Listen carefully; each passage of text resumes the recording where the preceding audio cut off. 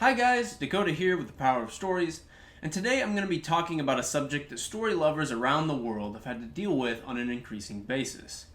That of their favorite works being adapted from their original medium to a new one. There are a lot of reasons why this is happening so frequently now, but the biggest one is that in a modern environment saturated with leisure options, entertainment companies are increasingly loath to shoulder the risk of new creative enterprises, when the practice of adapting an already successful franchise to a new medium has proven to be so lucrative, no matter the quality of the adaptation produced. This is because these entertainment businesses can count on an already established fan base to mitigate the risk of a total loss in the case of a poor adaptation, while also having a significant potential for gain if they manage to produce an adaptation that captures a new audience and satisfies old fans alike. It's one of those few instances for a company where they can have their cake and eat it too. While this kind of situation tends to leach industries of their drive for creativity, it's hard to argue with something that's nearly a sure bet, with little risk for downside and a significant chance for high profit. But understanding why adaptations happen so frequently doesn't placate you when one of your favorite stories is butchered, a result that is all too common. And it doesn't compare to your excitement and relief when another of your favorites is adapted brilliantly. So today, let's look through a storytelling lens at why some adaptations work and why others flop. Let's get started.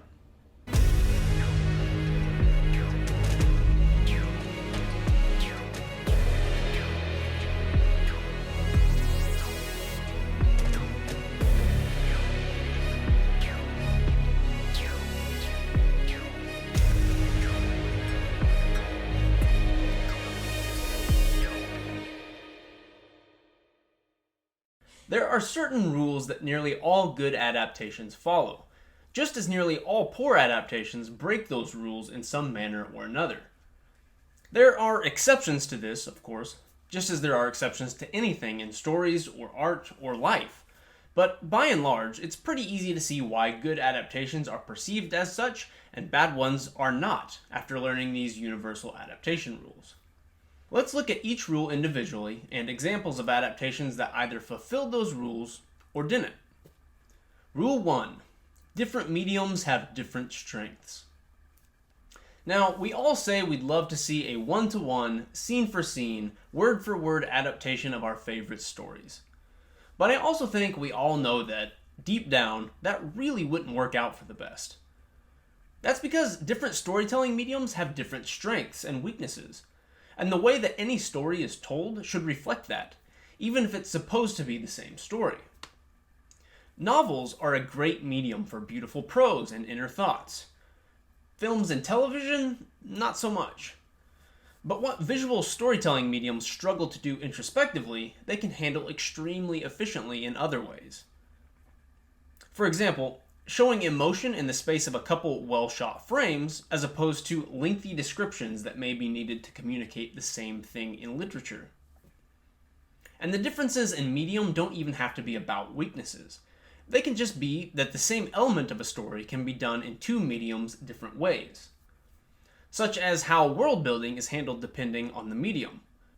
Authors may accomplish some world building by slipping plot-relevant details into dialogue, or resorting to descriptions of what a character sees and thinks of the setting around them. While a visual medium can place interesting details in our field of view, or even use atmospheric designs like lighting, sound composition, and soundtracks to establish a certain feeling or tone. Video games might do the same thing by utilizing game mechanics of how the playable character moves or interacts with the world. There's also the need to match the aesthetic of the source material to the new medium it's being adapted to, which can be a lot trickier than it sounds. For example, by and large, adapting anime to live action has tended to leave audiences with a flaming heap of garbage. And one large reason is that the bizarre nature of anime visuals is really difficult to translate to something that looks convincing and believable in our normal worldview. That's not to say that it's never been done well. Alita: Battle Angel has largely been embraced as an anime adaptation success. And while the Ghost in the Shell adaptation was a huge miss in many capacities, the film did manage to capture the visual look in a way that felt like the original anime, and looked believable in a live format. In the same vein, video game adaptations have tended to fall flat for similar reasons. Sometimes for their visual format not translating well, and sometimes for the game mechanics looking too fake when translated to the screen. Even novels can have this dissonance when translated to screen if the adapters have a poor grasp on the aesthetics. Consider how the orcs in Lord of the Rings looked compared to the Urgals from Aragon. One looks like a convincing fantasy monster, even to our eyes that have never actually seen a real fantasy monster, while the other just looks like the equivalent of a dude dressed up in a gorilla suit. One looks aesthetically natural and believable in its setting. The other looks like something out of Where the Wild Things Are. My point is that while some things may work in the original story, translating them to a new medium may present design challenges, so we shouldn't expect everything to be the same, especially when we should know, just by looking at something in the original, that trying to do the same thing in a different format is a recipe for nuclear disaster. Now, that's not to say that we, the audience, should just expect everything to be changed. I love the way that Peter Jackson lifted exact scenes from The Lord of the Rings and put them into his films nearly word for word. And it gave me a massive thrill to see the opening frames of the Watchmen graphic novel translated shot for shot into Zack Snyder's film. Panning down to a smiley face on a grimy sidewalk while hearing Rorschach narrate the first page of his journal was a great cinematic experience. But exact copies from one medium to another, while they may perhaps turn out better than some of the Trainwreck adaptations I've seen, aren't going to translate very well overall to a new medium, no matter how much we might think so. They'd feel stale and boring in a lot of ways, or be massive time-sucking monstrosities, which leads me straight into my next point. Rule 2. Size matters. That's uncalled for. Sorry, not sorry. Every successful adaptation in history has one thing in common. Their creators used a medium that could feasibly manage the runtime of the original story without either cutting the material to unacceptable levels or extending it to the point of stupidity.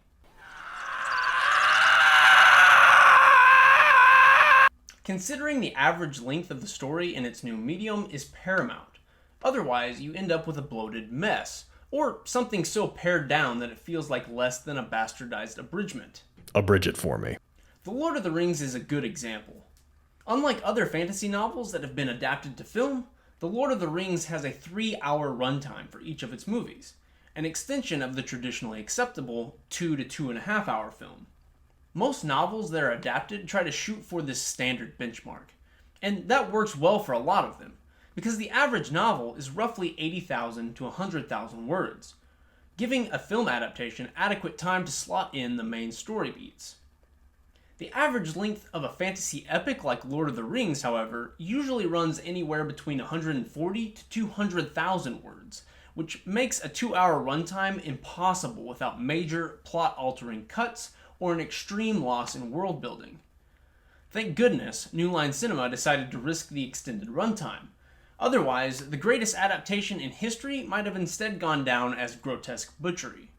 It's actually a fluke of grand proportions that we got the epics that we did, since Peter Jackson originally pitched The Lord of the Rings as a single movie, which would have been, without a doubt, the greatest disaster since Pompeii.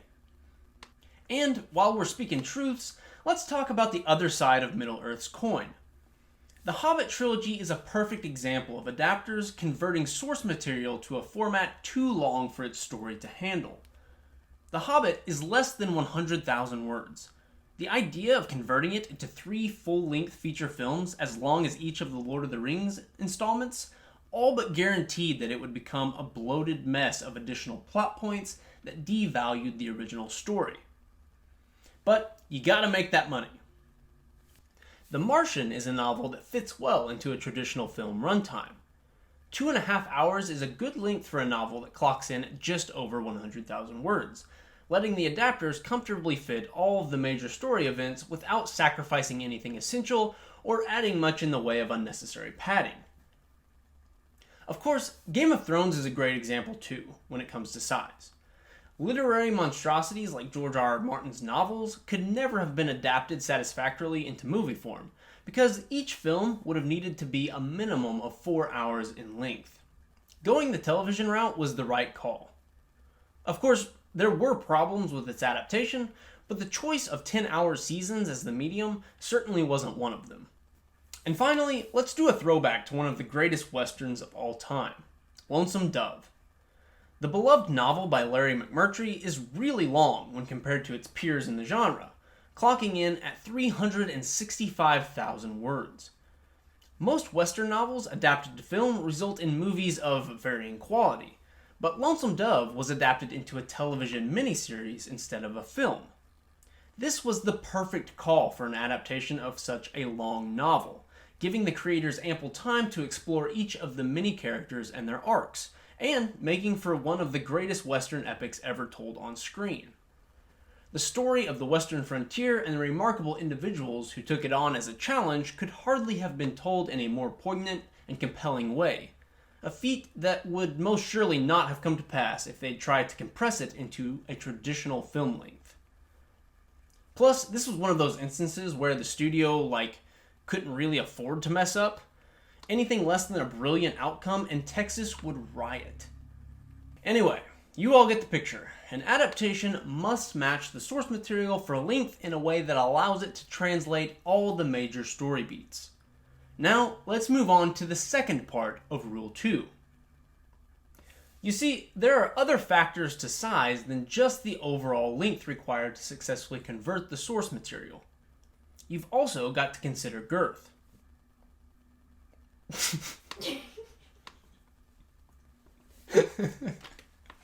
That's uncalled for! Sorry, not sorry.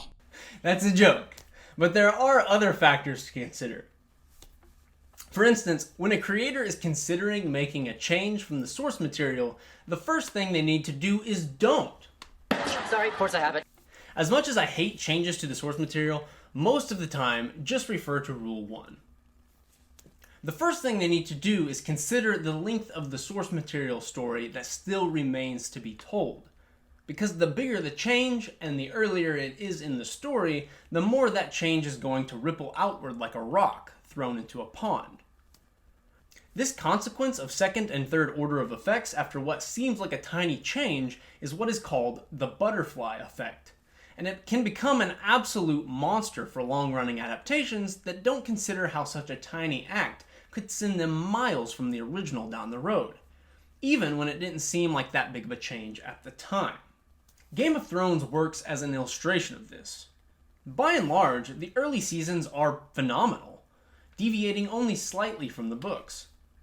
But the few changes that do occur this early in the story create plot and character problems much later down the road. And this is doubly true if you're good at adapting existing material, but terrible at creating new material like a certain pair of screenwriters. You can see cracks in the narrative begin to appear even before they run out of source material to work with, because they were running up against the effects of the ripples their slight changes early on created. And they had to create new content to fill the gaps. Content that ended up working less like flex tape and more like some off-brand Scotch tape from the dollar store. Netflix's new Witcher series is already running into this in a bad way as well, and they're not yet even past the first season. Instead of making minor changes like D&D, they made huge ones. The equivalent of firing a cannonball into the pond in comparison to D&D skipping some pebbles. And you can see how well that worked out for D&D.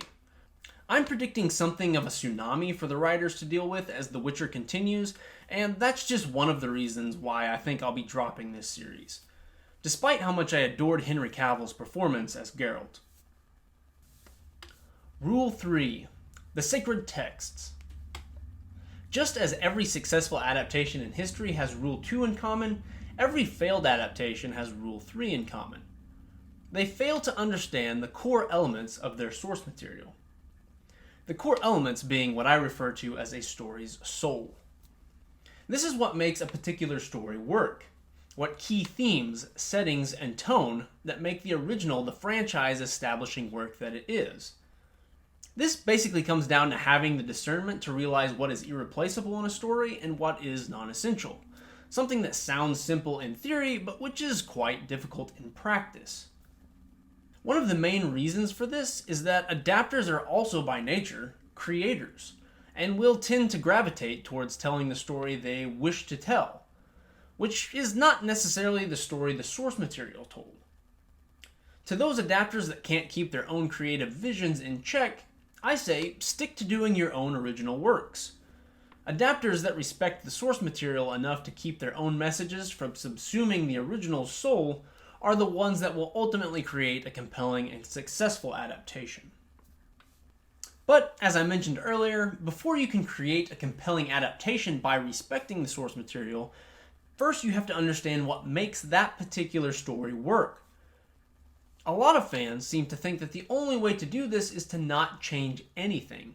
But, as we discussed in Rule 1, this doesn't actually work out for the best.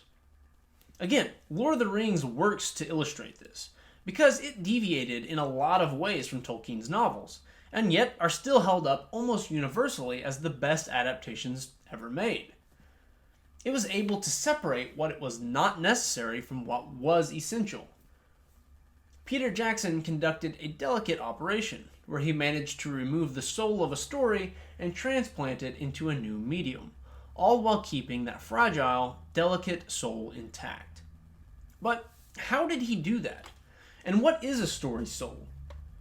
At the risk of sounding like the artist I am, we tend to believe in mystical things like the muse and other such intangibles, I decided to call this a story's soul. But really, you could substitute essence or message or core values or any number of other terms. Whatever works for you. The short answer is that a story's soul is a delicate mix of the themes, aesthetics, settings, and tone that a story is.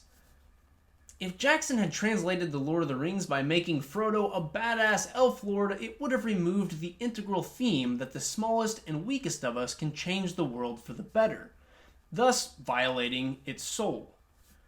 If HBO's Game of Thrones had tried to make its adaptation more like Lord of the Rings by changing the gritty world of the Seven Kingdoms to be more like Tolkien's Middle-earth, replete with elven forests, romanticized struggles, and good conquers all outcomes, it would have betrayed the realistic medieval setting and its historical roots, thus violating its soul. If CD Projekt Red had tried to water down the Witcher novel's world for a younger audience in their trio of fantastic video games, they would have destroyed the dark tone that makes the continent the complicated, morally gray place that it is, thus violating its soul. That's the point of Rule 3. Some things can and should be changed to make a story more compelling in its new medium.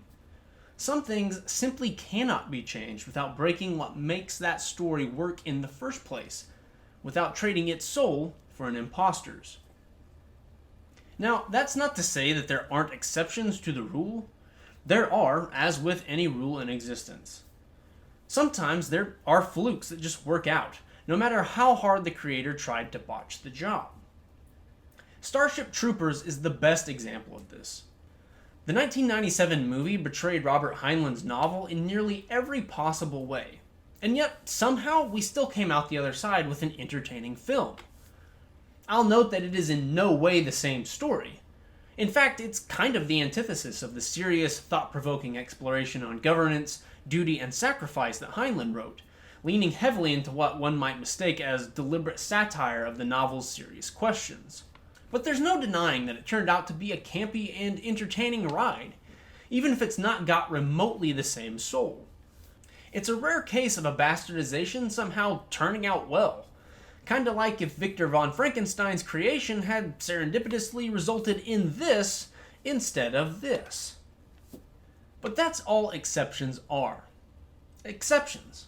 And most of the time, when the soul of a story is lost in translation, you end up with a dumpster fire. And when you painstakingly keep that soul intact throughout an adaptation, you end up with a hit that both keeps source fans and brings in a new, enthusiastic audience. So, why don't we do some specific examples? And why not start with the bad? That way we can end on a positive note with the good. First, some truly awful breakers of Rule 3. I spoke of this earlier, but the live-action adaptation of Ghost in the Shell was kind of a surprise disappointment for a lot of people, because it had a massive budget, great casting, and a pretty solid aesthetic translation. It's one of the few instances where an anime was adapted to live action and didn't look goofy as hell. The film captured the cyberpunk trappings and anime aesthetic in a way that was both satisfying and believable. But the film was still a major letdown despite these strengths, because it failed at Rule 3, capturing the source material's soul. The rule that I would argue is the most important of them all. Instead of opting to continue with Ghost in the Shell's complex existential themes exploring what it means to be human, the adapters went with a cliché Hollywood plot, choosing to give audiences a watered-down Jason Bourne identity crisis, instead of difficult questions about the difference between organic and non-organic sentience. They had everything: the budget, the actors, the visual designers, but what they didn't have was someone on board who understood Ghost in the Shell on a fundamental level. And, frankly, the film resonated with audiences accordingly. In that same vein, let's talk about Netflix's The Witcher. This example is even more painful for me, because there are clearly people involved in the production that understand The Witcher's themes, characters, and world. But unfortunately, those people did not have control of the show's reins. Henry Cavill kills it as Geralt, and you can tell through his performance that he intimately understands the source material, his character, the tone, and the complex themes that lace Andrzej Sapkowski's book series. It's unfortunate that Cavill didn't have more control of the creative adapting process, because the showrunners who ultimately got to steer the course of the show did not understand the source material at all. In fact, they're actively at odds with much of the lore and themes that Sapkowski explores. One of the core aspects of The Witcher is the complex, morally gray presentation of its world, and this is reflected in the way that Geralt interacts with other characters, putting him in some form of ethical conundrum on a regular basis. There are no right answers. There are simply choices and people who think they're doing what's best. Instead of conveying this, the showrunners opted for an evil empire approach, turning Nilfgaard into a token boogeyman faction of cultish fanatics. That's great for Star Wars. For The Witcher, that's a complete slap in the face of everything the novels stand for. Ow! Then there's the complete butchery of the themes on xenophobia, a truly compelling exploration in the books that is thrown out the window for the sake of shoehorning diversity into the cast, despite the fact that such an action actively makes the critique on xenophobia irrelevant. Newsflash, guys, having people who look like this in every location in every episode kinda makes instances with exotic foreigners looking like this make no narrative sense, and completely undercuts the exploration of the common people's xenophobic hatred and fear. You can't break the source material's world building without breaking its themes, and you can't break its themes without shattering its soul. There are about 50 other things I could point to here, but you guys get the picture. And The Witcher as a bad example is running on way too long, so I'll leave it with those highlights. Now, what about a good example? I mean, I already briefly mentioned several, but let's do a deep dive into one. The anime adaptation of the visual novel Fate Stay Night's third and final route, Heaven's Feel, which Studio Ufotable converted into a truly stunning movie trilogy. It can be argued that they made a mistake in length by not opting for a full television series like they did with the second route, Unlimited Blade Works, but there's really no question that they succeeded in capturing the route's soul. The main themes are all there, masterfully deconstructed in this subversive route, taking all the heroism, self-sacrifice, and idealism of the past routes and putting them to the ultimate stress test. The tone and atmospherics of the story change noticeably in these films, capturing the visual novel's shift from traditional fantasy into dark fantasy and horror, with its creepy, ominous soundtrack, dark tonal backdrops, and disturbing nighttime settings. The trilogy is a resounding success because it captured the essential elements that made the Heavens Feel route what it is. A disturbing and frightening look at the clash of ideals with reality, played out by people who are courageous, selfish, compassionate, broken, and ultimately human. They are brilliant films that, despite their flaws, manage to capture the soul of the source material in an absurdly satisfying way. That was a lot of talking and examples to say something that's ultimately really simple. The best stories are timeless because their themes and archetypes are timeless. If the story is one worth adapting in the first place, it's one worth respecting, and one that doesn't need additional input in order to touch the audience. These are the unspoken rules that I've noticed make or break the success of adaptations.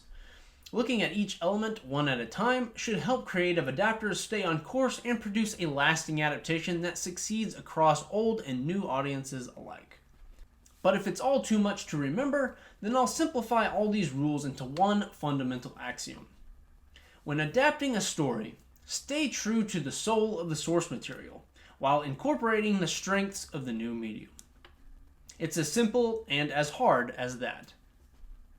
Thanks for watching. I hope you enjoyed the video. If you did and want to see more content like it, please like and subscribe. Tell me which rules you think were either nonsense or valid points in the comments below. And while you're there, you might as well lay out your favorite and most hated adaptations. I'll see you next time.